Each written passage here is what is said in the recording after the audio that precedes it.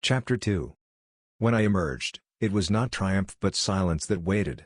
The camp, if such a word could be used, stood before me, nearly 100 souls, and they stared without speaking.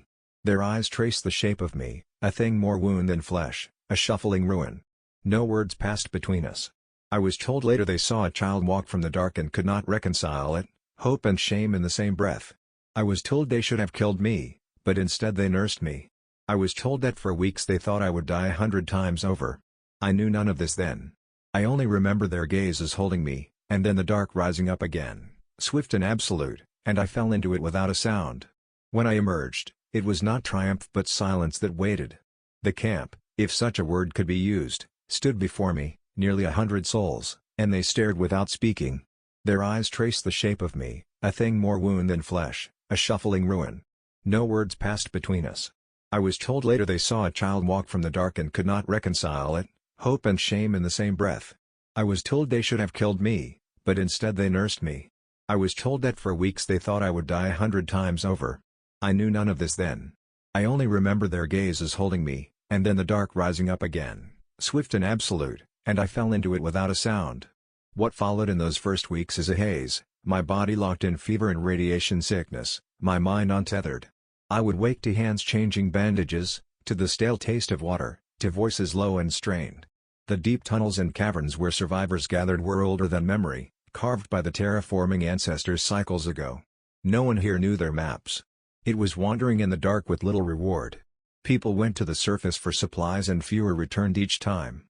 Ventures above were almost certain death. The skyburn had not ceased.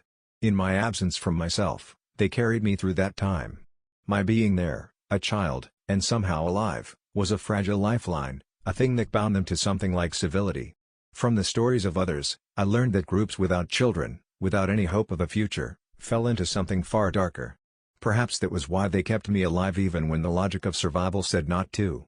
When my consciousness returned fully, a week or so after the start of Skyburn, I thought at first I was dead, that I was still in that accursed tunnel, a ghost condemned to haunt a place no living thing would ever see again. Then I knew I was alive, and the horror of that left me hollow. The first week of waking was only bandage changes and checkups, a vague and painful time. By the time I could walk, the camp had settled into its humble refuge in a cavern that smelled like a machine shop. The ancestors had once hidden here from the radiation too. Their innocent forming machines were still there, useless now, coated in the grime of ages. Anything from the surface had to be scrubbed with dwindling stores of anti-rads. It was a terrible place, but it was all we had. The adults did not yet know I carried memories from another life. They only knew something in me was different.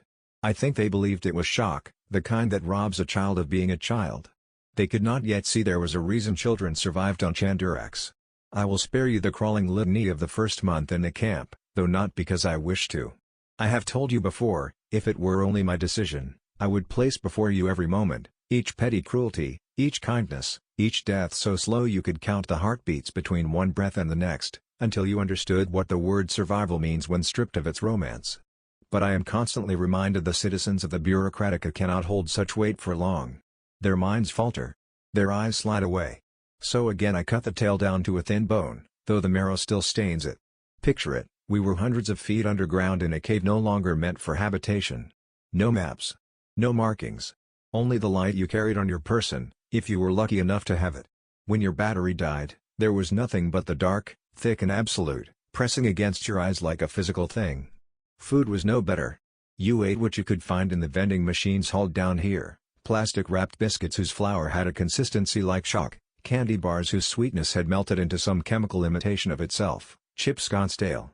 Imagine trying to knit flesh back onto a half-dead child with that. Even now, out in the wider galaxy, with tables sagging under the weight of fresh fruit and meat, I cannot look at such preserved food without tasting the old bitterness of those days. I have eaten my fill of it for a lifetime.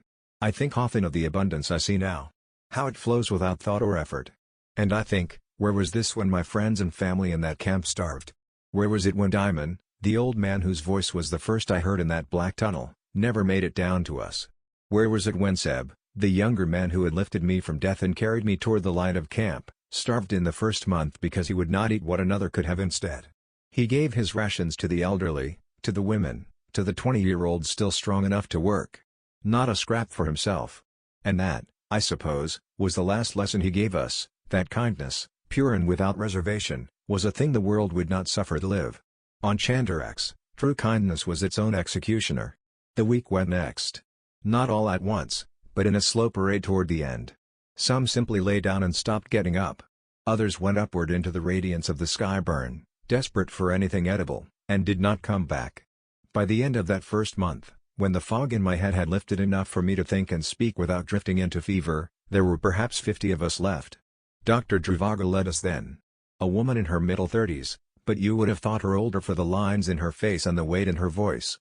She had been an ER surgeon in the world before, and the steadiness of her hands seemed to reach into her speech, her posture, the way she divided food without visible hesitation. I have no doubt she was the reason I lived. Perhaps the reason any of us did. You must remember that Chandurax had been a luxury world. Its wealth came from tourism, the kind that catered to those who had never dirtied their hands and never expected to. Outside the gilded zones were endless neighborhoods of parks and clean streets, a world built to please the eye and soothe the temper. Most people had never known a single day of true want or fear. That softness had been a kind of inheritance, passed down for generations. And like any inheritance, it was useless when the world turned against you. Those without edge fell first. The days passed without change but for the cold. Dr. Druvago said it was nuclear winter setting in, the surface cooling beneath a veil of burned sky. Our arguments had narrowed to two: stay here and keep scavenging from the same poison well, or go deeper into the caves without any promise of what we might find. It split the camp nearly in half. Around the fire, those still with the strength to speak debated, while the rest drifted in and out of the edge of hearing, too lost in their own decay to care. By month and a half after Skyburn, the council, as I came to think of them, was a skeleton crew in more than one sense. Dr. Druvago stood at their center, dark rings under her eyes. Drenny, a man in his early 30s, coughed into his fist and looked away when the red spattered his palm but never complained. Malthus, in his late 40s, had been gaunt before, now he was a scarecrow in human skin, his cheekbones sharp enough to cut. I doubted he would last the month. Varga and Darku, twin sisters in their 20s, carried themselves with the taut energy of those too young to believe in their own death. They were the youngest in the camp besides me. There was one more, Stefan. 27, strong, probably the only one to have gone to the surface and returned with anything of worth. He had been most vocal in arguing to stay, most insistent that going deeper was suicide. But 2 days before, he had gone up again and not returned. His absence hung over the council like a shadow. That night the twins made their case again, voices taut and urgent: if we wait, we die. The cold will take us, the hunger will take us, the sickness will take us. We have to go deeper. Drenny's voice rasped. And if there's nothing? If we find only more dark, more cold? Then we die moving, Varga said. Better than rotting here. Malthus's laugh was dry and bitter. You think walking will save you? We think staying will kill us, Darku answered. The murmurs from the half-listening others swelled and faded. Druvago watched, silent, her eyes tracking each speaker. And then I stood. I do not remember deciding to. I remember only the fire painting their faces in shades of golden shadow, the way the air felt thick with waiting. I stepped forward and the crackle of the flames seemed to go quiet. We go deeper, I said. That was all. The words came without tremor. I was a child, but no one laughed. No one argued. The weight of my survival had become its own kind of authority, and whatever hope they still allowed themselves seemed to have attached itself to me. In that moment I was no longer simply the boy who had walked from the dark. I was the future they could still imagine, and they followed. You may be wondering where my brother Daravan was. Me too. I still wonder. Did he die in the blast? Did he die like little Drugo, collapsing in the dust after miles of trying, his heart giving out before his will? I have no answer. Even now, even with all I've learned and all I've lived since, I do not know. And that not knowing burns me more than any wound I've carried. It is a hollow in my chest that never closed. After everything they took and everything they twisted, the Bureaucratica denies my brother ever existed at all. They scrub him from the records, make him into a figment, a ghost without a name. And I know why: they cannot allow the citizens to realize who they killed. So the next morning we set out from that little solace the camp had become. I will not pretend it was much. It was no paradise. But compared to the dark and the cold waiting beyond, it might as well have been. You would be surprised how much a stack of scavenged metro seat foam to burn for warmth can start to feel like the centerpiece of a home. There was a temptation, real and heavy, just to stay there and let the dark have me. Just to die in that cave, warm for a little while yet, breathing the last of that quiet air. There's a kind of peace to it, if you've stared into that choice long enough. But peace like that is only an invitation to rot. By then, there were a few of the elderly who could not walk.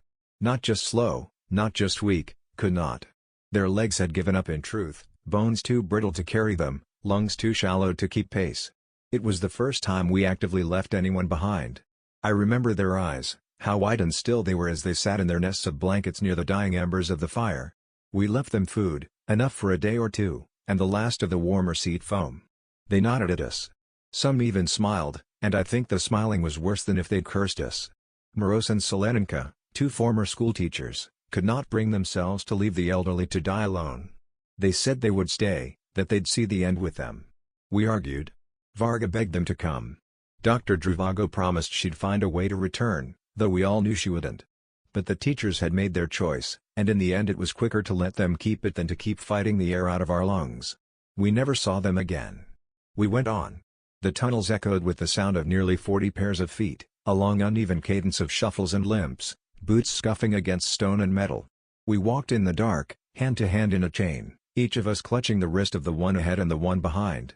We'd learned that was the only way to keep together in the black. The deeper we went, the more the tunnels seemed to lose the clean lines of the metro and take on the shape of something older.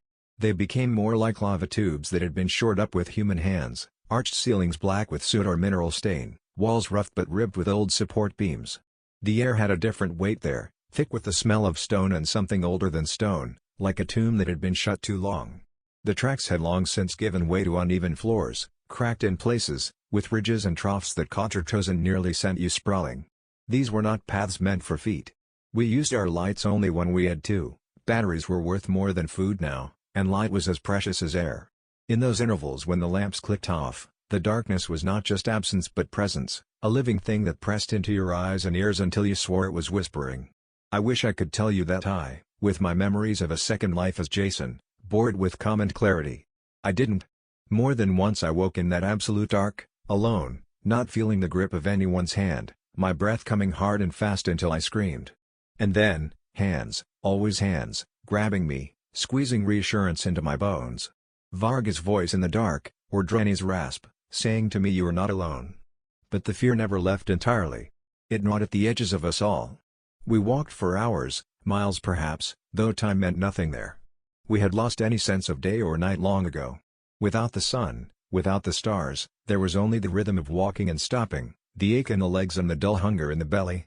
Even the watches some still wore were no help, their electronic hearts fried in the blast.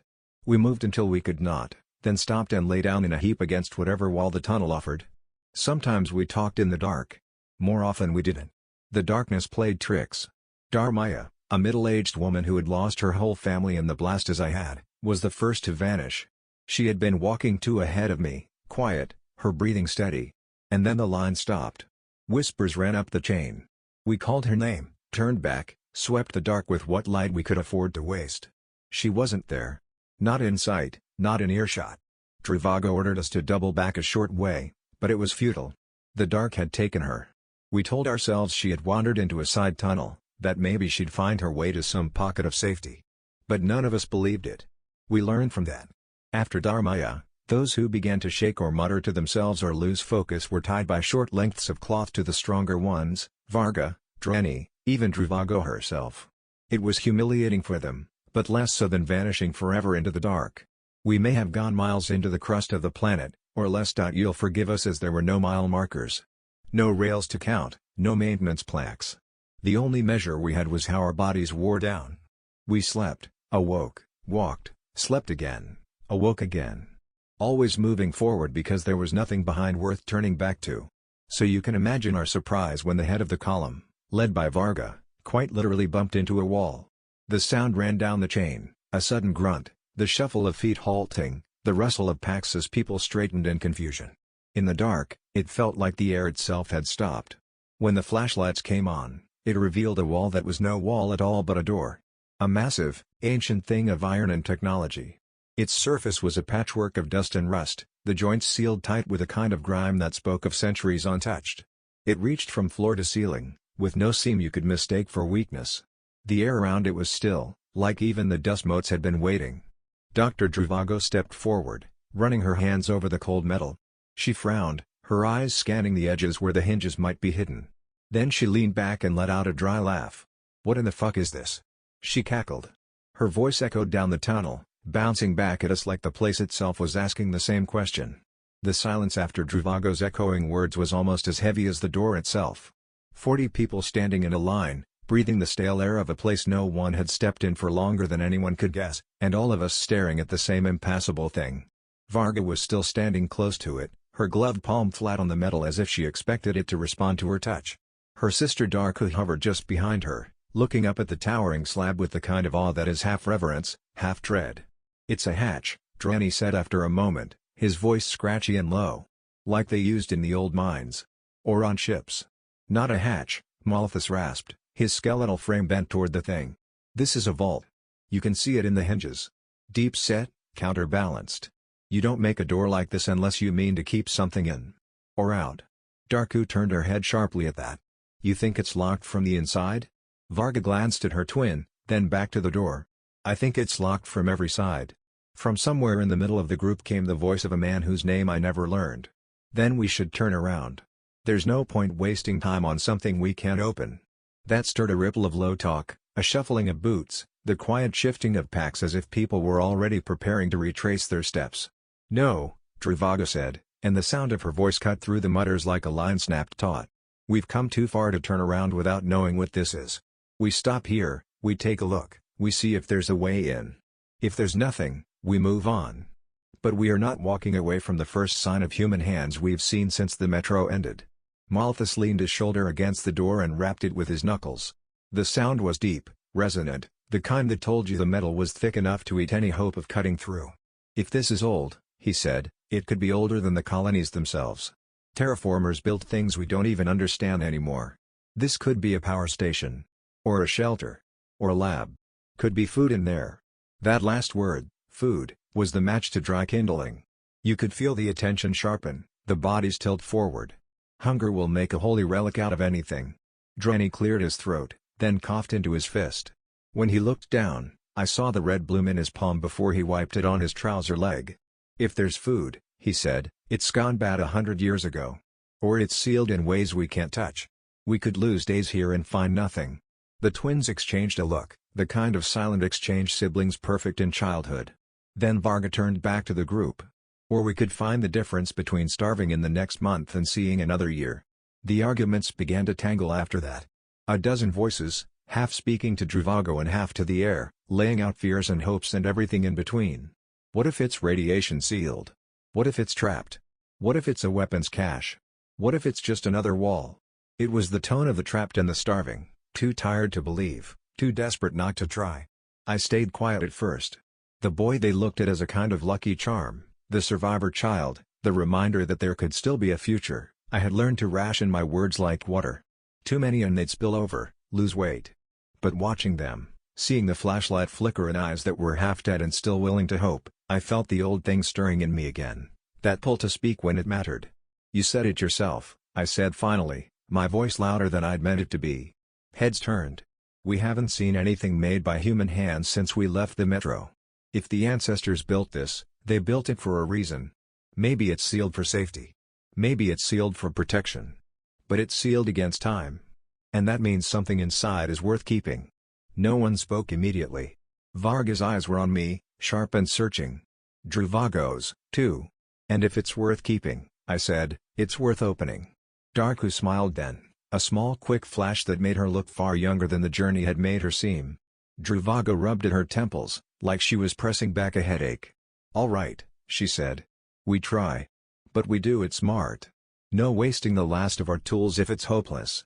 Malthus, see if you can find a seam that isn't welded shut. Varga, Darku, with me. We're checking the walls and ceiling. Dranny, you and..."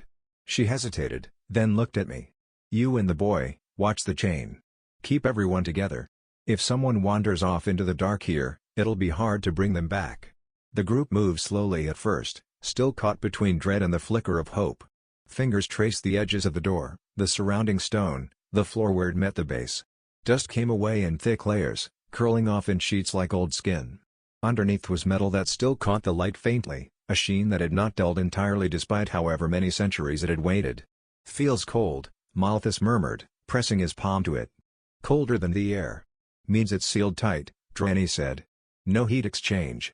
Or, I thought, it meant the other side was colder still. I could feel the restlessness growing in the group. The longer we stood here, the more they wanted the door to be everything they needed, a shelter, a storehouse, a miracle, and the more they feared it would be nothing at all. That's the cruelest edge hope has, the longer you hold it, the sharper it cuts when it breaks. After an hour of searching, we had found 3 things. 1. The door was indeed a door, with hinges the size of a man's forearm. 2. There was a mechanism near the center, a square panel covered in dust and grease. 3. None of us had the faintest idea how to open it. Trivago stood before the panel, her brow furrowed. "It's a lock," she said finally. "But not like any I've seen. Mechanical and electric both. You'd need power. Then it's useless," someone muttered behind me. "Not necessarily," Malthus said, his voice a thin rasp of breath. "Sometimes the old designs had failsafes. Manual releases for emergencies." "And how would we find that?" Trivago asked. He shrugged. "Same way we've done everything else. We keep feeling in the dark. We kept at it. Hands against cold steel, eyes half blind in the cone of the light we dared to use. The minutes blurred. You could feel the mood turning again, as it always did when time stretched without result, a thin, cracking patience. There were mutters from the back, voices low but not low enough. A man saying we'd wasted enough breath and warmth. A woman wondering if this was what the rest of our days would look like, staring at some relic that didn't care if we lived or died. It was Malthus who found it. He'd been sweeping the wall with the flat of his palm, slow as if listening to something only his bones could hear.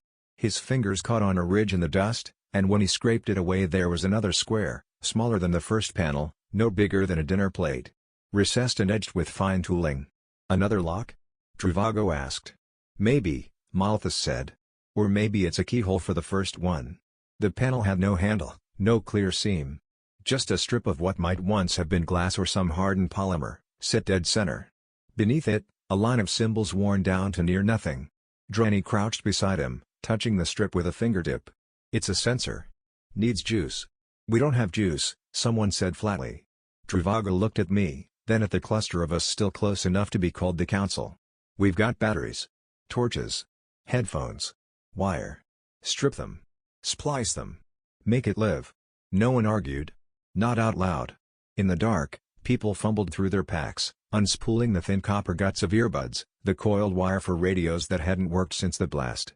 Flashlight bodies were cracked open, batteries rolled into hands like dice. The smell of alkaline filled the stale air. We worked on our knees in the dirt, twisting wires together, binding battery ends with strips of cloth to hold them tight. Varga's hands were quick and sure, Darka passing her tools without a word. Drani tested the rig, a crooked daisy chain of scavenged parts, and gave a short nod. "It might fry it," he said. "Do it," Trivago said. He pressed the jury-rigged leads to the panel. There was a sharp pop, the smell of ozone. Then a thin, sickly whine, like some buried thing waking from a dream it had not wanted to end. The lock ground inside the door, gears chewing against rust. It shuddered once, stopped, started again, a dry grinding that made teeth ache just to hear it. "It's stuck," Drani muttered. Malthus stepped forward, muttering something that might have been a prayer or a curse. "Please God's fucking damn it." He swung his foot into the base of the door, a sharp, angry kick. The sound rang out like a hammer on an anvil. His face twisted immediately in regret, his thin frame folding around the pain.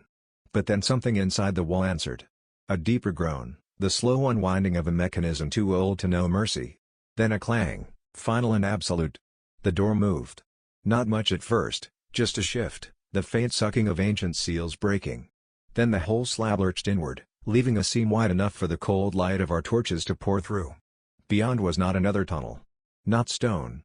Not dirt. But a space that breathed the air of another time. We stepped inside. It was a room, long and low-ceilinged, lined with machines that seemed born from two separate ages and forced to live together. There were consoles the size of coffins, their faces littered with switches and levers, the kind of analog bones you saw in grainy history reels. Banks of thick glass monitors stared out like blind eyes, dust swirling in their hollow reflections.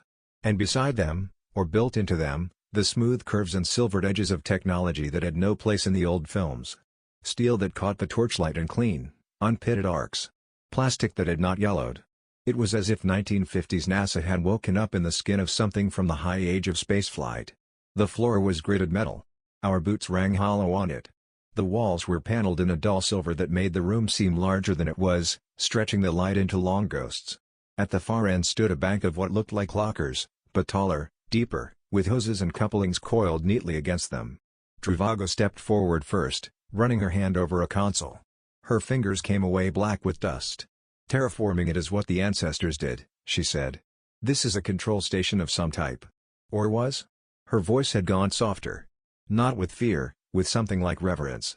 No one answered.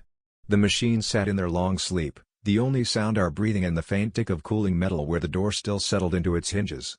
"It's dead," Druvago said. "Everything's dead unless we bring it back." Malthus was still holding his foot, wincing. "And if we do?" She looked at him, then at all of us. "Then maybe we find out why they sealed it." The light was poor until we made it better. Druvago was the first to find the panel on the wall that was more than panel, a breaker array sealed under a plate of opaque plastic that cracked when Dranny pried it open with the flat of his knife. Inside, the breakers sat like a row of teeth, and above them a gauge, the needle long fallen to the left. Someone breathed out, low and flat. "Thorium reactors," Malthus said. It didn't mean much to some of us. But to a few, the old miners, the ones who had worked in the refineries before tourism made the work obsolete, it was a word with weight. Stable. Dense. The kind of fuel that could sit for centuries and still carry its heat. The casing was cool to the touch. That was expected. But the dials, when Dranny spun them through their ranges, resisted in a way that meant the mechanisms still lived under there. The feed lines were intact, running under the floor like veins. The thing wasn't gone. Only asleep. We worked in silence, each of us with our own quiet bargain, that it would work, that it wouldn't kill us if it did. Druvago and the twins handled the controls while Dranny jerry-rigged the first connection from our cobbled battery rig to the reactor's igniters. There was a pause, the sort that feels like the whole room holding its breath, and then a deep hum rolled through the floor, up our legs, into the meat of us. Lights cracked awake in the ceiling, one after the other. They were harsh at first, stabbing into eyes gone soft from torchlight, but when the squint faded the room came into itself. The walls weren't just silver, they were layered with conduits, panels inset with dead screens, labels burned into them in the blocky script of old Chanduraxian. It was then we saw the glass. A wall of it at the far end, so clean it had been invisible until the light hit it. Behind it, another chamber, wide, high, the floor ringed with skeletal frames of sensor rigs, all of them pointed inward to a center point. And in that center, a cylinder of transparent material, taller than a man, its surface dulled by decades of dust. No, not dust. It moved, just barely, when the air system groaned to life, swirled like something lighter than ash and heavier than smoke. Gray and stagnant, holding itself as if in waiting. We stood there longer than we knew, the humming of the reactor now matched by the slow creak of the lab reanimating itself. Then, across the row of consoles nearest the glass wall, the computers bloomed into life. They did not bloom like the Bureaucratica terminals, no splash of color, no chirped greeting in the homogenized tongue. Just a black field, and in the center, the harsh green lines of an ancient command prompt. Letters formed in that blocky, pre-standard type, each appearing one at a time, as if the machine were thinking aloud. Someone, I think it was Varga, stepped forward, her breath fogging the screen. She pointed. The shape had taken form above the text. An eagle, wings spread, its talons locked on the twin orbs of Chandurax's moons. Beneath it, a sword rising from a wreath. "It's the seal," she said. Not the Bureaucratica crest that smothered every hall and street since the war. This was older, sharper. The imperial seal of Chandurax. The one from the coins, from the cracked stonework in the civic halls they'd never bothered to tear down entirely. The text kept coming. We couldn't read all of it. We missed the teachers in that moment more than I can say. Morose would have known the tenses, the idioms, the roots of words that had fallen away over centuries. Selenenka could have given it poetry. Without them we got the bones, not the meat. Still, the gist was enough to put a taste like metal in the back of the throat. Military installation. Research node. The last date in its records was a half-cycle before the surrender, before the Bureaucratica ships roared their way down through the skies and made the Imperials kneel. These consoles had gone dark in the moment of loss, and they had not woken until now. We read the last logged entry. Systems suspend engaged. Asset sealed. Implantation 3402 failed. // interplanetary failsafe engaged. System archives wiped. Druvago was the first to move. She had been leaning over the terminal nearest the glass, her face lit from below by the pale green of its text. Her eyes flicked from line to line, the tendons in her neck drawing tight. Then she straightened and let out a breath that had more weight than sound. "They're gone," she said as if she couldn't believe what the log had conveyed. "Everything. The system files. The logs. Any actual research data. Wiped clean," Druvago shouted, slamming her fists into the control apparatus. The words sank in like cold water. A sigh went through the group, not in unison but in a ragged ripple, heads turning away from the screens, the faint shift of boots on the dusty floor. For a moment no one spoke, as if the whole room had to absorb that the history in this place, the why of it, had been gutted before they'd ever arrived. Vargas swore under her breath. Malthus only shook his head, his lips pressing into the thin, dry line that meant he was cursing without the energy to give it voice. Still, no one walked away. Instead they bent back over the machines like mechanics over a wreck that might still start if coaxed the right way. I stayed at the edge of it, sitting on an overturned crate and watching their hands, the way they moved in fits and starts, as if testing the air before making each new touch. Dranny found the port access first, a narrow slot under the main console so old it looked like the mouth of some long-dead fish. He crouched, poked at it with the stripped end of a wire scavenged from our battery rig. "Powers live here. That's something." Darku had the idea to run the still-working wall terminals through their diagnostic prompts.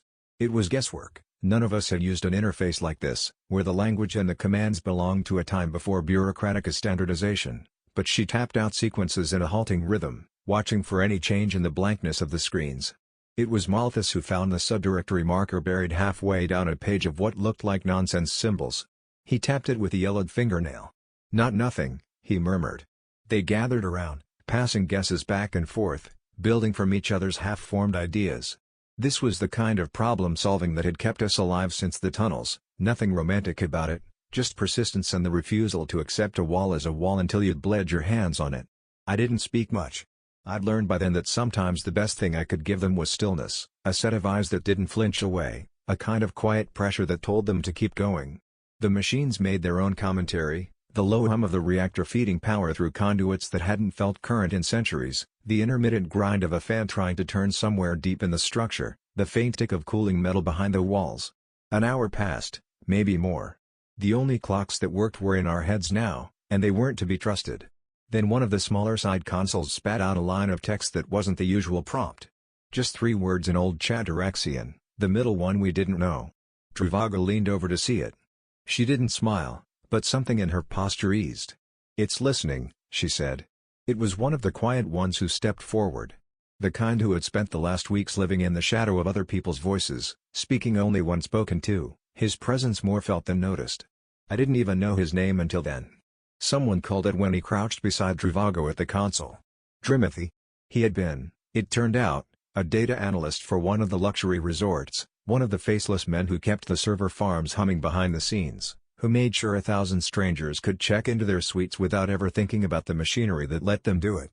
The job had left his face blank in that way people get when they spend more time with machines than with people, as if some part of their expression has been stored elsewhere.